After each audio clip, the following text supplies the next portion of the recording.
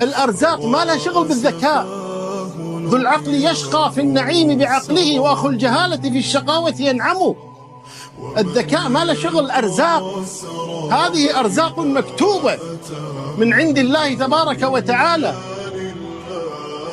والإنسان يسعى في طلب هذا الرزق استجابة لأمر الله. فامشوا في مناكبها، فالله أمر أن نمشي في مناكبها ونسأل الله من رزقه، لكن هذا المشي استجابة لأمر الله، لا أن الرزق لا يأتيك إلا وأنت تمشي، لا. ولذلك يرزق الآن الطفل وهو في بطن أمه، يولد وارثا 7 مليون 5 مليون أكثر أقل، صحيح؟ يولد وارثا، يولد غنيا، أبوه مات وهو حن في بطن أمه. الأرزاق لا شأن لها بالسعي، وأما السعي فإنه استجابة لأمر الله. فالذي لا يسعى لا يؤجر، والذي يسعى يؤجر، لكن الأرزاق واحد.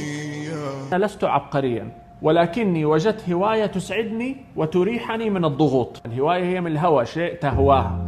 الهواية من فوائدها أنها تهذب الهوى حق الإنسان، فبدال ما هوى الإنسان يذهب إلى الحرام ويذهب إلى الممنوعات ويذهب إلى أشياء تضره، الهواية توجه هذا الهوى إلى شغف في الحلال، فيصير الإنسان يلبي احتياج نفسه. النفس تحتاج إلى التنفيس، وبالتالي الهواية هي أسلوب حلال إيجابي للتنفيس في وسط ضغوطات الحياة، تخرج الإنسان بعدين بعد ما يخلص إلى نشاطه فيعود إلى أعماله.